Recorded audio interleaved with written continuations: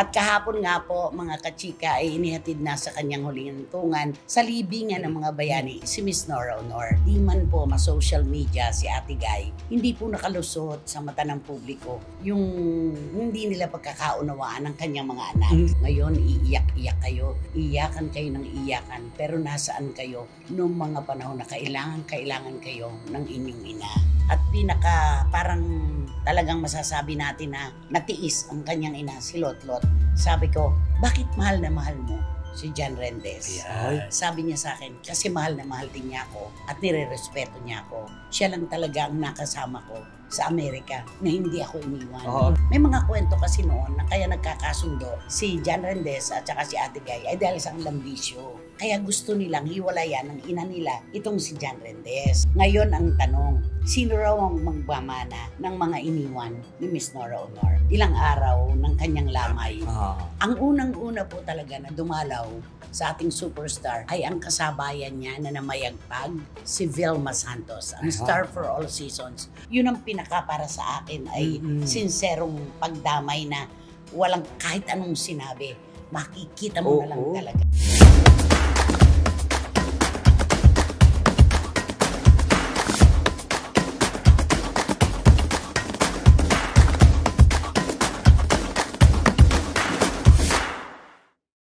Kumusta na po kayo mga pinakamamahal namin kachika? Eto, kumpleto na naman po tayo ng ating mga kwentuhan. Siyempre pa, walang maiiwanan. Di ba naman, Romel Chika? Tama, mga additional informasyon mula sa ating mga paboritong artista. At siyempre, naku, na-insecure ka na naman sa sinabi niya. Walang maiiwanan, walang maiiwan. Wendell Alvarez, a.k.a. Barikutot. Siyempre, nandito na naman kami tatlo. Magbibigay kami sa inyo mga showbiz intriga at showbiz balita. At siyempre, ang aming mainit na opinion. Eh, yun na yun lagi kasi. Baguhin mo nga. Barikutot, take 2. Excuse me po. O sige, yung dati na lang. Okay. O, yung dati na lang. Mainit na ng panahon, pero mainit pa rin ang mga ibibigay namin sa inyo ng mga showbiz intriga, showbiz balita, at ang mainit namin na opinion. Yun. At totoo naman po yan, mga kachika. Siyempre pa, sa inyo ba yan mapapakinggan at malalaman? Dito po sa inyong programa, ating programa. At ito ang Showbiz Now. Ay nako, pagkatapos nga po ng paghahatid kay Miss Nora Aunor sa huling hantungan, eto na ang mga social media comments. Ay, ang dami-dami na. Marami ng tanong. Para bang pinalipas lamang yung lamay at mailibing siya. Pero pagkatapos nun, eto na naman, di ba? At kahapon nga po, mga kachika, ay inihatid na sa kanyang huling hantungan sa libingan ng mga bayani si Miss Nora Aunor. At ano nga ba ang maaasahan natin? Para bang pinalipas lamang yung lamay at paglilibing sa kanya. Eto na ang mga kwento, di ba? Marami ng tanong, marami ng kung ano-ano naglalabasan ng mga haka-haka kung ano-ano na. Eto yung yung tungkol sa mga anak. Ayan. Alam naman po natin na hindi man po ma-social media si Ate Guy, hindi po nakalusot sa mata ng publiko yung hindi nila pagkakaunawaan ng kanyang mga anak. At ang dami pong naglalabas ang kwento ngayon na ngayon iiyak-iyak kayo, iyakan kayo ng iyakan, pero nasaan kayo noong mga panahon na kailangan kayo ng inyong ina. Ganun di ba? Kasi nung habang nakaburol, walang ganyang lumalabas. Bigay respeto talaga muna. Alam mo yun. Pero ngayon, syempre, eto na. Naihatid na. So, eto na. Arriba na naman ang mga bashers. Okay. Unang-una, yung tungkol kay John Rendez. Di ba? Ako, bilib nga ako kay John nang dumalaw si Boyet. Di ba? Andon si Christopher De Leon. Nandoon si John Rendez. Siya yung umalis sa harap ng kabaong at lumayo. Siyempre, tunay na asawa na nagkahiwalay si Christopher De Leon, di ba? Ang nakakaano doon is alam naman natin na talaga hindi tanggap ng mga anak ni Nora Aunor si John Rendez. Oo, hindi isang picture na magkakasama sila sa isang okasyon na masaya sana. Alam mo yun, yung masayang pamilya na buo. Pero nung bandang huli, nung mga ilang taon na nakararaan, 23, 24, nagkaroon. Meron na. Pero naalala mo yung kwento ni Ate Guy nung kami magkakwentuhan sa veranda ng birthday ni MVP.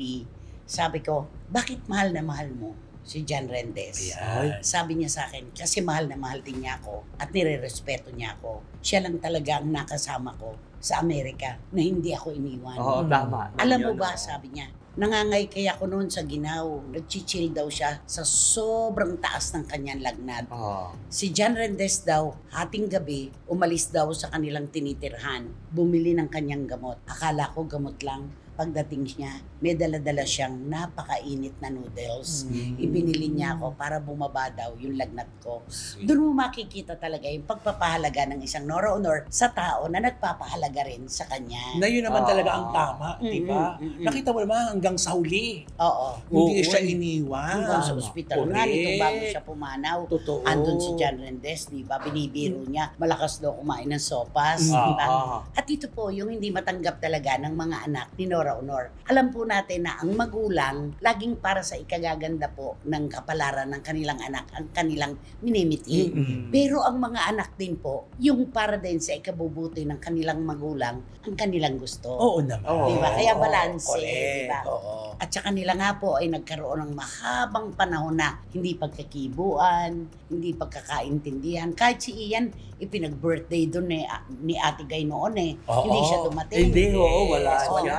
Oo. Dalang gusto raw niya ay yung pupunta siya kung sila-sila lang na mag-iima ang magkakasama. So sino ba ang pinatutungkulan niya na ibang tao? Siyempre si Jan. Si Balot, ganun din si Lotlot. Si Matet, yun talagang masasabi natin na, oo nga, at hindi sila vibes na vibes ni John Rendes. Pero siya yung loyalista ng nanay In fairness. Oo. Siya yung laging dumadalaw. Correct. Oo. Si Guy mismo nagsasabi, si Matet talaga, walang pinipiling panahon. Lagi akong kinukumusta, pinupuntahan ako. Pero nagkaroon din sila ng matinding hidwaan dahil sa produktong sardinas. Yun. Ayaw nung ano yun, nung pandemic yun. Na magkalaban ang produkto nila mag-ina. At sinabi no ni Matet sa interview ni OJ Diaz na hindi ko nakakausapin ang mami ko. Oo. Ito na yung huli. Pero dahil tumatanaw siya ng utang na loob, alam niyo po mga kachika, 4 na kaluluwa po, 4 na bata ang tinuring na tunay na anak ni Nora Honor na ni isang patak ng dugo ay wala siyang kaugnayan. Oo. Lotlot, Matet, Kiko, Kenneth. Oo. Siyempre naiisip ni Matet, kundi dahil sa mami ko, wala naman ako Tama. ngayon sa ganitong estado. Oo. Di ba? Ang pinaka sa kanila, ang pinaka matibay at pinaka parang talagang masasabi natin na natiis ang kanyang ina, si Lotlot.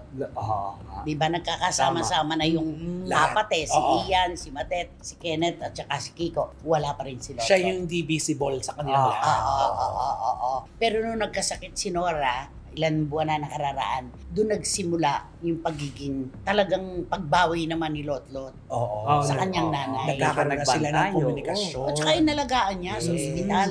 Hindi siya pumayag na hindi siya talaga ang tumanaw Maganda. at nagbantay, di ba? Yung kay John Rendes, ano ang opinion mo doon? And yung kay John Rendes nanay, parang naiisip ko naman talaga na andito na talaga, mahal na talaga si Ate Guy. Kasi diriin mo sa dami, ilang taon nang lumipas, kahit hindi siya kinikibo ng mga anak ni Ate Guy, pero nandyan pa rin siya. Wala siyang pakialam. Kundi pinaglalaban niya pa rin na ito ang papasayahin ko, ikaw ang mahal ko, kaya hindi kita iiwan. Kahit ano pang sabihin na lahat. Hanggang hindi si Nora Honor ang nagpapaalis sa kanya. Oo, ganun Ikaw na. naman. Sa akin naman siguro sa panahon nito ngayon, siyempre wala na si Ate Guy, di ba? Ay siguro, time na siguro na mag-move on na rin si John Rendes. O na, ibig sabihin siguro siyempre, di ba sabi niya, hindi niya iniwan si Nora Honor simula pa noon hanggang ngayon, nung buhay Hanggang sa pa, huli. hanggang napayapa na, andun pa rin siya. Pero siguro, oras na siguro. Pero di ba sabi nga nila, di ba si John Rendes may sarili namang pamilya. Oo. Ang balita Oo. nga, itinirapan niya sa Oo, bahay ni sa Ate bahay. Guy. Oo. Yung kanyang Oo, karelasyon. karelasyon, oo. at Yung, anak. yung doon sa, Oo. yan, oo. Kaya siguro, oras na siguro mag-move on na rin ni John Rendes. Wala naman talaga siyang pamimilian. Wala na si Ate Guy. Oo, Mag-move on na siya Oo, talaga. harapin niya na yung ano. Sariling buhay na ang kanyang iintindihin ngayon. At siguro tama yung sinabi ng kaibigan ko Alam mo, ngayong wala na si Nora Honor, tsaka maiisip ng mga anak niya na makita yung kahalagahan din ni John Rendes nung nabubuhay pa ang nanay nila. Ay, sana nga Ano, ganyan, no? no? Sana nga ganun ganun. na nga. At sana kahit man lang, yung ano mo yung thank you. Oo. Dahil sa pag-aalaga mo, dahil wala kayong magkakapatid at ikaw ang nag-alaga sa nanay namin. Ano mo yung isang... Pero ano kasi may mga kwento kasi. Yun Ito lang. pwede natin buksan dahil nailibing na si Ate Guy. Pwede na tayo pag-usapan na respeto na natin yung kanyang lamay. May mga kwento kasi noon na kaya nagkakasundo si John Rendes at saka si Ate Guy ay dahil sa lambisyo. Yun din naman ang kinu-question ng mga anak ni Ate Guy, kaya gusto nilang hiwalayan ng ina nila itong si John Rendes. Pero sa kalaunan, nakita natin na matibay talaga ang pagbaband ni Guy at saka ni John Rendes. Kahit kinalaban pa sila ng mundo, Oo. you and me against the world, Oo. sila pa rin ang magkasama. Hanggang sa huli.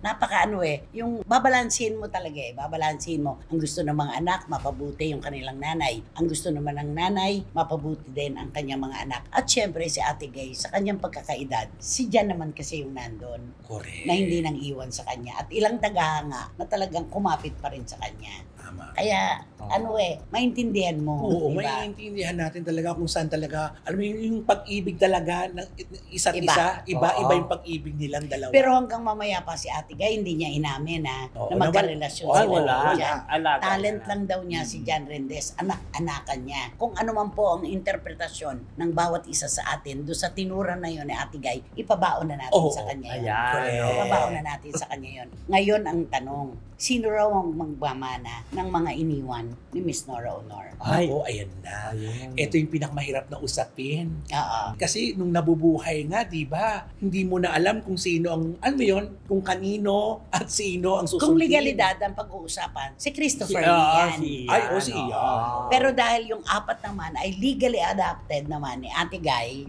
syempre may parte na naman sila sa kung ano mang naiwan ng kanilang nanay. May karapatan din Meron sila. yun. May bahagi. May bahagi talaga na para sa kanila. Kaya lang, lilipas ang maraming taon, maraming dekada ang lilipas, pero yung kwento tungkol kay Nora Honor, hindi talaga mawawala. Ay, hindi na. Ayo. I'm sure lahat ngayon ng papasok na artista, meron ng orientasyon na ito, si Nora Honor na naging national artist natin. Alam mo yan, may ganyan na nga yung siguro. Ultimo lalaki nga, mga aktor, di ba? Pagka magaling umarte at maganda ang mata-mata. Kasi Oo. Ay, oo, kay Nora Ate Guy Honor. kasi yun Simula eh. lahat Yung Oo. mata-mata.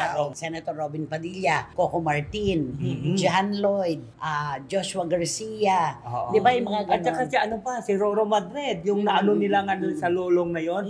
Sabi nila mata lang daw yung gumagana ni mata-mata, ni Nora Honor. Oo. Kasi tinanong nga ni Idol Lord de Vera, Ah. Ate guys, saan mo hinuhugot yung mata mo na napakalamlam? Nagsasalita.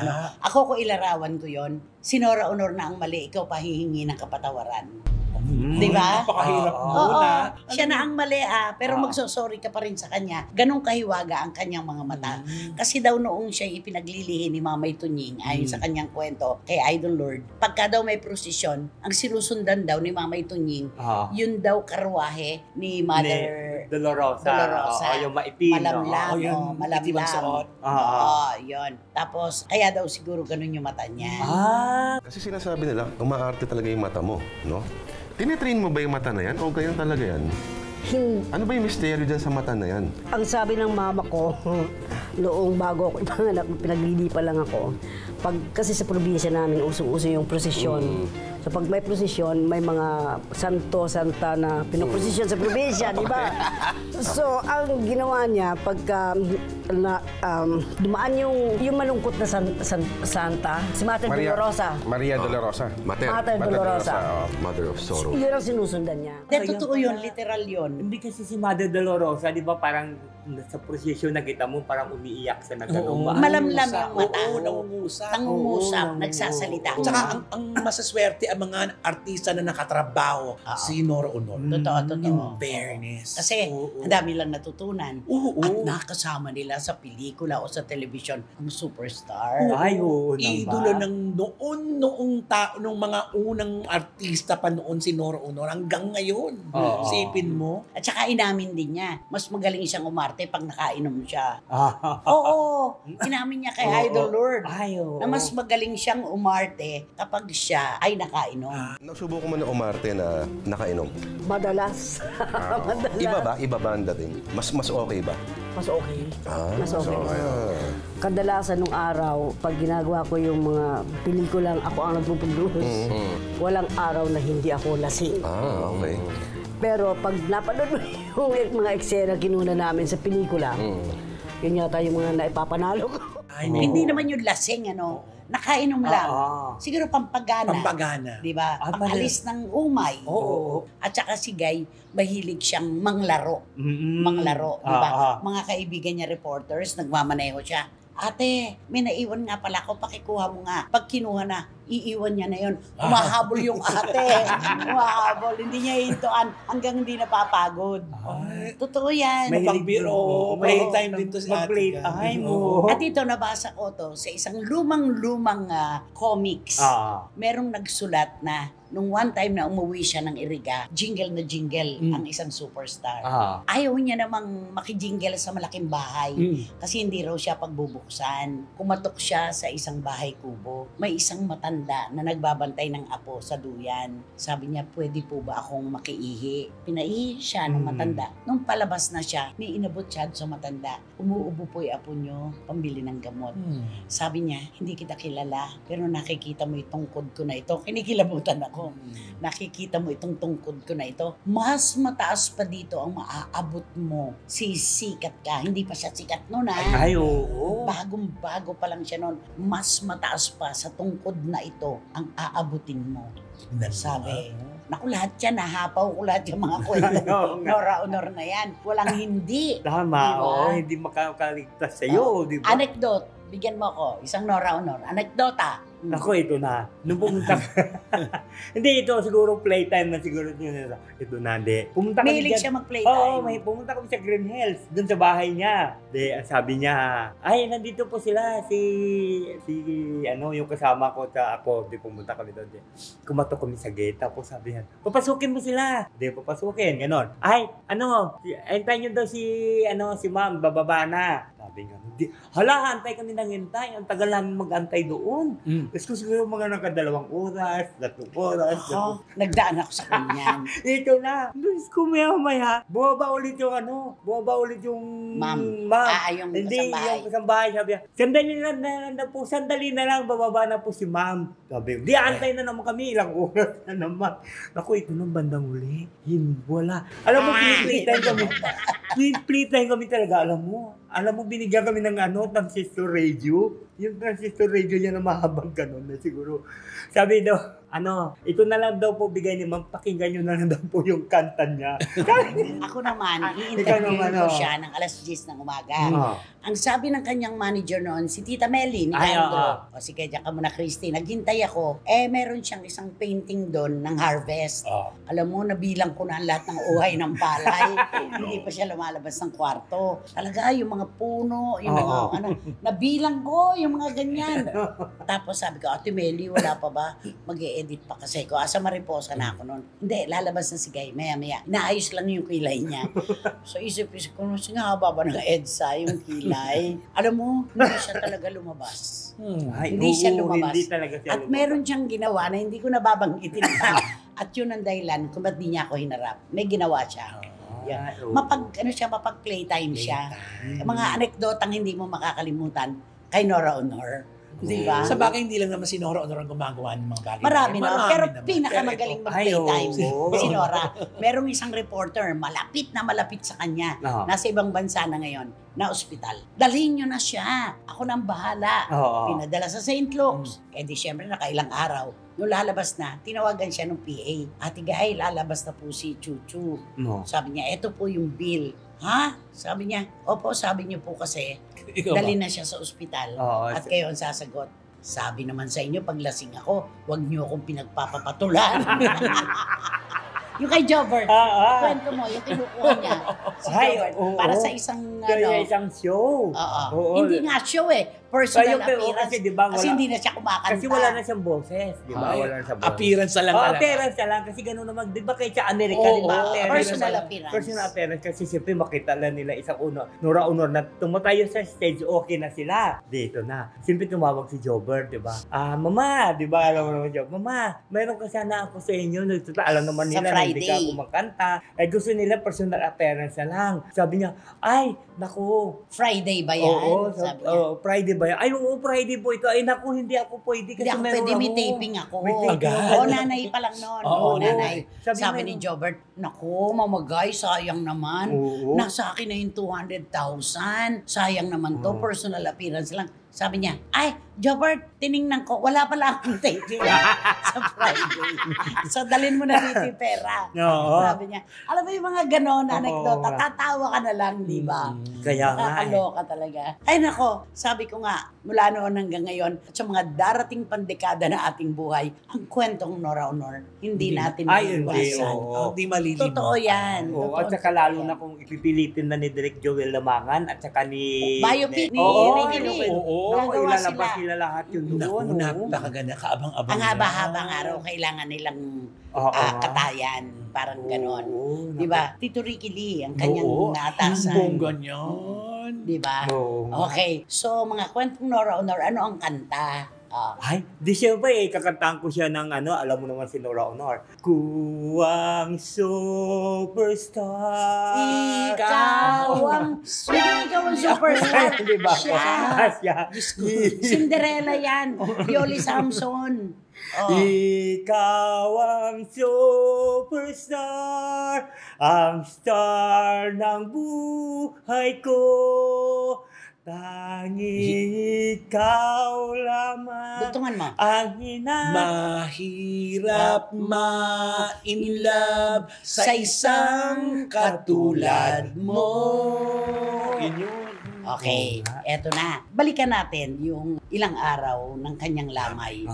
Ang unang-una po talaga na dumalaw sa ating superstar ay ang kasabayan niya na namayagpag, si Vilma Santos, ang star for all seasons. Alam mo, yung hindi pagsasalita ni Ate V, hindi pagpapa-interview, yung nakita siyang pumasok, tapos lumabas na nakayuko, umiiyak. Yun ang pinaka para sa akin ay sinserong pagdamay na walang kahit anong sinabi. Makikita mo na lang talaga. At saka na maganda yung ganon para hindi mabigyan ng kulay. Kasi magkalaban Yes, magkalaban. Tapos yung may tinatakbo pa si Ate V, parang lalagyan lahat ng kulay. Baka sabihin na naman ginagamit. Kaya tama yun. Respeto lang. Umalis na nung nakita at nakapagbigay ng isang panalangin. At least nandun siya. Yun naman mahalaga. At least nandun siya. Siya ang unang dumalaw. At least dumalaw siya doon, di ba? Sasabihin naman, ako si Kumari, hindi mo lang dumalaw. Alam mo naman yung mga Saka siyempre hahanapin yun Pag may Nora, hahanapin Vilma. Pag may Vilma, may Nora. Kaya ganun yun. At saka, yung tinatanong ko sa yung aktor na hindi ko nakita, si Juan Rodrigo. Juan Rodrigo. Asan na ba yun? Hindi ko baka alam nasa abroad na. Baka nasa ibang bansa. Kokoy Laurel. Wala sa Ayan, ibang wala bansa. na. Manilona. Anong Maniluna? Manny De Leon. Manny De Leon pala. Manny De Leon. Tirso Cruz III. Yan Andon. ang Andyan. niya. Walter Navarro, sumakabilang buhay na. Diba? Si Boyet, of course, nagpunta ron. At parang pinahinto niya pansamantala ang ikot ng mundo. Lahat halos ng mga personalidad naroon. Para magbigay pugay. Well attended. Halos attendance sa mga artista nandoon. Malaking artista, pababa. Alam mo, nandun lahat. At ang laging pinag-uusapan, si Janine Gutierrez. Sabi niya, kawawa naman si Janine. Dalawang lola niya ang namayapa magkasunod. Difference of 4 days, di ba? Lola niya sa ina, lola niya sa ama. Sa halos sunuran, di ba? Tinan mo nga yun. Nakakalungkot. Sino ba? At saka syempre, ang mga manghuhula, abalang-abala sa pagkiklaim. Ay, oo nga. daw yung kanilang inulaan. Grabe. Hindi pa namin alam. Iba naman talaga yung hinuhulaan nyo, napapanaw. Pero kinlaim ninyo na ito yun, si Nora Honor, di ba? Nanonood naman tayo, di ba? Totoo. Alam naman natin kung sino yung sinasabi nilang papanaw. Mabuti na lang din naman at hindi. Correct. Di ba? Oo. Pero i-claim, Oo nga, sasabihin nila yan. Kasi hinulaan namin yan. Kung alam mo na may mga mahula, talagang pasok. Parang buzzer din yun eh, yung mga manghula eh. ako naniniwala, bakit tinawag na hula? Kaya Dapat nga. tiyak. Oo. Kaya nga hula. Yun. Ano ang pagbabago ng showbiz ngayong wala na si Nora Honor? Ay, malaking pagbabago. Unang-una na magkakaroon to ng magandang epekto sa mga naiiwan kasi nakita nila ang isang superstar kung ano yung mga pinagdaanan para At maiwasan. saka kahit na nanghihina na, nagtatrabaho pa rin. Ganun niya kagalang at iginagalang ang kanyang trabaho. Correct. At saka dito na mabibigyan na ng pansin nyo na dapat ganito. Wag nyong, may Dapat naiiwang legacy pamarisan. yan. Oo, May pamarisan. legacy may iiwanan si Ate Guy sa lahat ng mga artista at sa mga sa taong nagmamahal sa kanya. Nung huli kasi, ang laging sinasabi, pag ang call time, 2:00 ng hapon, darating si Guy, 6:00. Pero ang hindi nakita ng iba, nitong bandang huli na, nauuna pa siya sa generator. Oo. Yes. Nauuna pa siya. Tama. Pero Nauuna ang siya sa balita, lagi pa rin siyang late. Ang hirap no? Kaya nga Ang hirap-hirap. Kaya siguro ito yung, siyempre wala na si Ate Guy. Siguro ang pagbabago nito siguro, sa mga bagong artista na pumapasok ngayon, siguro baka dapat tularan nila yung ginawa ni Ate Guy. At saka siguro, ito sa akin na to opinion, siguro lahat sila siguro gusto ding maging national artist. Of course, Oo, naman. diba? Pinakamataas Oo, na yun. Kasi di nakita Pinakamataas nila kung paano binigyan Talagang ng sabi niya, ito para sa akin lang. Siguro lahat gusto maging national artist. Paaway ka naman doon. Ganun si Wendell pag meron siyang punto na gustong idiin. Ano pa, paano yun? Kaya lahat ng mga artista siguro gusto din maging national artist. Grabe yung diin. Ganun siya eh. Pagka may gusto siyang sabihin. Pero syempre hindi At totoo naman yun. Pero syempre hindi pwede lahat. Ay, oo, hindi pwede lang. Ano yung kanyang katangian yan? Correct. Dapat ay mayroong mga katangian na dapat isaalang-alang at napakaganda ng pagrespetong ibinigay sa kanya ng NCCA, yung pag-ayos ng kanyang lamay, napakaganda. At saka isa respeto. Correct. May bandila pa sa ibabaw ng At kanyang may kabaong. nagbabantay. May May nagbabantay. nagbabantay na Oo. para siyang bayani talaga. Yes. Bagay, national treasure naman ang isang Nora Honor. Dapat lamang bigyan ng ganun katindi na pagrespeto sa kanyang pagpanaw. Tama. No? Oo nga. Sinong Talagang hinahanap mo dun sa laman na hindi mo nakita? Alam mo, hinahanap ko doon eh. Tinatanong ko talaga yun eh. Sino? Diba? Sino nga? Hindi ko alam kung nakapunta siya ha. O siguro nung pagpunta ko doon baka wala siya. Sino? Oo. Ay, nahanap ko talaga yun. Siyempre yung pinsan niya. Yung pinsan niya. Si Lala Honor. Oo, yung kaibigan mo. Oh. Gusto kong isipin Napahinto ka ng ilang at minuto. gusto kong sabihin na kapag wala akong magandang masasabi, ipipinid ko na lang ang bibig ko. Oo. Kasi sila yung inaasahan mo na makita. Siyempre, kasi Pero palagay ko, pinagdasal nila. Pinanalangin nila. At saka yung apelyidong Honor, kina Maribel talaga yon. At si Mama Ibelen, ang nagturo kay Nora Honor para kumanta. Ayun. Totoo yan. Ayun, talaga. Ngayon, kung hindi man siya nagpunta o nagpunta, hindi natin alam kung gaano kalalim yung dahilan. Yun na lang. Diba? Baka nagpaabot na ng condolence o kung At ano. saka hindi pwedeng hindi. Oo. Kahit sa mga anak man lamang. Oo, Diba? meron yan. Meron yun, may tama sa kanya yun, di ba? Kaya kwentong Nora Honor pa rin tayo. Hanggang kailan ba tayo magkukwento ng Nora Honor? Kasi naman, ang Nora nag-iisa naman kasing superstar. Oo. Sa mga nagtatanong, Noranian daw ako pero hindi ako nagpunta. Inuulit ko po, mas gusto ko pong maalala ang aking inidolo ng aking kabataan na siya'y nakatayo at hindi nakahiga. Yun Tama. yun. Oo. Okay. Sino ba kasi yan? Sino ba yan? Sino nga ba yan? Sino ba yan? Naku, ito ang pag-uusapan natin. dalawang artista ito. Hindi naman natin masabi na millennial sila o ano, yung dalawang female star na ito. Nasa tamang edad na. Oo. Kasi alam mo ito pala, hindi alam pala ng mga karamihan na mayroon pala itong gap ang dalawa. Yung mga bata pa Yung sila. mga bata pa sila. Yung nagsisimula sila. Oo, nagsisimula sila, may gap. Pero hanggang Mga ngayon young parang... stars to eh. Oo. noon. Pero hanggang ngayon parang... Hindi na rin. Ano pa rin sila eh, parang bedmahan pa rin sila eh. Parang siguro nadala nila ng hanggang lumalaki sila. Kasi alam mo ang kwentong ganito. Kasi alam mo... A and B yan Oo, A and B kasi ganito. Siyempre, dahil bata pa sila, kasama yung mga mother nila. Okay, natural. Oo, kaya saan pumunta ng mga project, saan kung ano yung Taping. kung anong pupuntahan nila. Lalo na kung mayroong tatawag sa kanila na ano. Kailan? Pagod na ako magsubo. Lalo na pag may tatawag sila na mag-i-endorse. Ma-endorsement. Diba? Oo, may endorsement. Di syempre, si A na ito at saka si B, di ba? Mauna muna si A. Doon papunta, syempre, pagka may mga taping, syempre, pipili sila ng mga damit kung ano isusuot nila. Sila ng nanay niya. Oo, sila ng nanay niya. Alam mo, ito si A, masyadong ano ito eh, ma-playtime din to eh. Pipili siya muna ng mga damit, ganito. Ay, ito anak, bagay ito sa'yo. Ito ba? Tama na. Gusto mo ba ito? Ganun. Ay, Pag sabi mo kayo na anak, wag yan, itatabi yan. Ito gusto mo ba ito na? Oo, gusto ko yan. Itatabi niya yun. Basta pag nagustuhan ng anak niya, pipiliin niya yung itatabi niya. Paano yung natitira? Itatira niya, itatabi niya yun doon. Kay B. Naku, ito na. Bagay na bagay B. Siyempre parating naman yung B, di ba? Maghahanap din siya ng damit. Pero yung pala, sabi ng wardrobe, sabi niya, dito na po kayong pumili, ganito, ganun. Napamilian na po yan. Oo, napimilian na yan. Tapos, siyempre, sabi ng nanay, ano ba yan? Nauna na naman siya dumating, kaya tignan mo, Yung pinipili na naman yan ng gusto ng anak niya. Ay, anong pang pipili ako dito? Napilian na.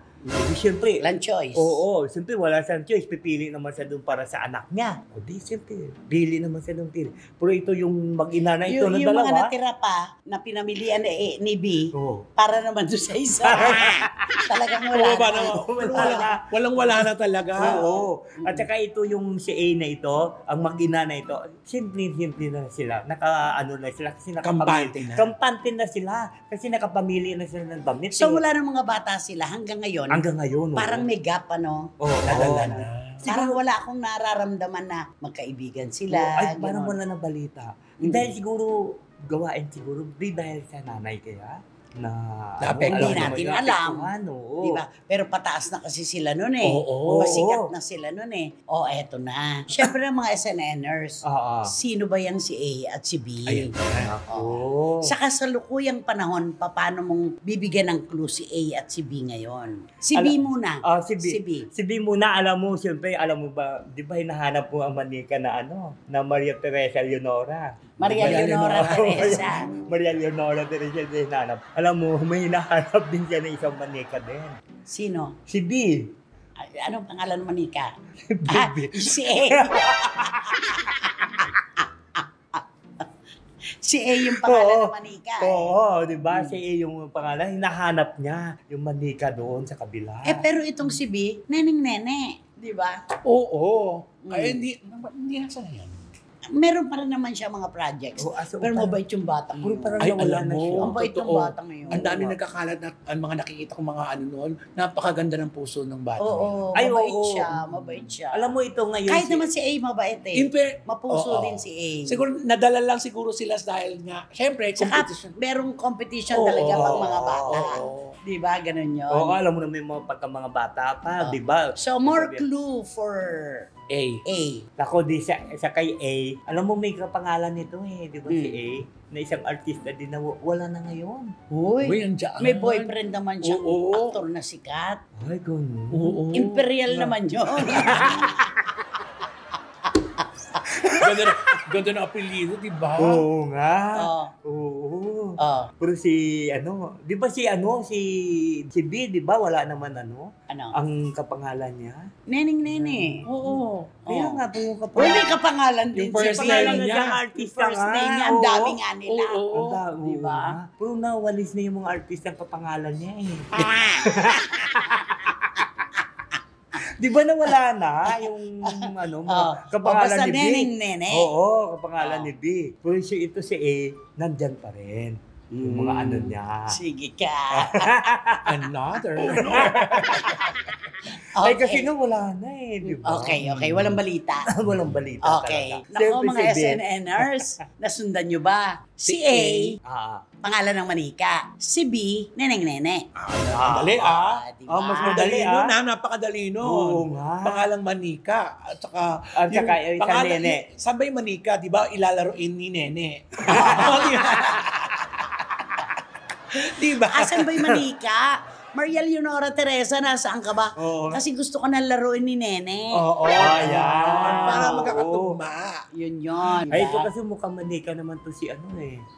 Si D eh. Pareho silang mukhang manika. Pareho Magaganda sila. sila. Pareho sila. Okay. Nako, sigurado po, wala nang mauupo sa inyo ngayon. Sa row 4 nakatabi ang mabahong basura at walang Electric fan. naman, di ba? Kaya naman, at ito na po ang gagawin niya, mag-subscribe na po kayo, mag-like, mag-share, at pakasama na rin po ang aking Ramang Chika Vlogs. Salamat po! At Siyempre, wala kayong dapat gawin kundi hit nyo lang itong bell na ito para magkaroon kayo ng notification, makatanggap kayo ng mga bagong upload na videos ng SNN. At ang lagi ko pinapaalala sa inyo na please, don't skip at supportan yung aming Showbiz Now na official. Ito yung aming TikTok. don't escape. Oh, don't skip. Escape! Don't escape daw. Huwag kayong tatakas. Tama rin naman yon. Di ba naman? At maraming salamat po muli sa inyong suporta at pagmamahal. Nako, lalo na po sa inspirasyon. Kung wala po yan, wala na kami dito. Maraming salamat, Romel at Wendell. Salamat po. Thank you so much. Hanggang sa susunod po na sultada ng inyong programa, ating programa. At ito po ang Showbiz Now na! Ikaw ang superstar, ang star ng buhay ko. Mahirap Lang Mahirap lang ako. Mahirap.